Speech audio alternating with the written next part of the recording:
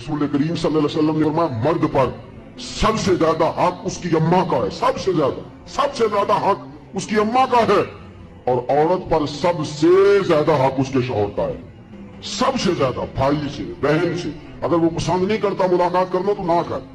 اگر وہ، اور حضور سید عالم صلی اللہ علیہ وسلم نے فرمایا بی بی نمازیں پڑھے، روزے رکھے، تلاوتیں کرے، لیکن اس کا خاوند ناراض ہو، اللہ اس کی کوئی نماز قبول نہیں فرماتا، اللہ اس کا کوئی روزہ قبول نہیں فرماتا، اس کی کوئی تسبیح قبول نہیں فرماتا۔ اور فرمایا عورتوں تم اس حال میں مر گئی کہ تمہارا خاوند تم سے راضی تھا تو اللہ تم سے حساب ہی نہیں لے گا، بغیر حساب کتاب جنت عطا فرما دے گا، اللہ حساب ہی نہیں لے گا، بغیر حساب کتاب تمہیں جنت میں داخل کر دے گا۔ میرے رسول کریم صلی اللہ علیہ وسلم کی خدمت میں عورت آئی، یا رسول اللہ صلی اللہ علیہ وسلم مجھے خاوند کے حقوق بتلا دے، اگر میں پورے کر سکوں تو نکاح کروں ورنہ نہ کروں۔ تو حضور نے فرمایا بی بی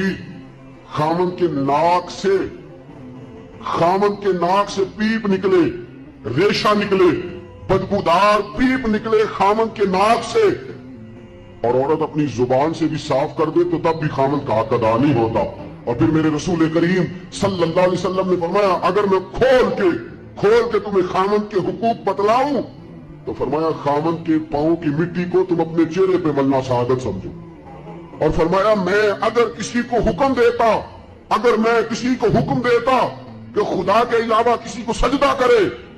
تو میں عورتوں کو حکم دیتا کہ اپنے خاوند کو سجدہ کرو۔ اگر میں یہ نہیں فرمایا نبی کو سجدہ کرو، یہ نہیں فرمایا پیغمبر کو کرو، ولی کو کرو، غوث، قطب، ابدال، عالم، فاضل، شیخ، مفتی، نہ،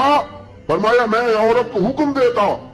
کہ اپنے خاوند کو اپنے لیے مسجود بنا لے۔ میرے عزیزو یاد رکھیے گا اتنا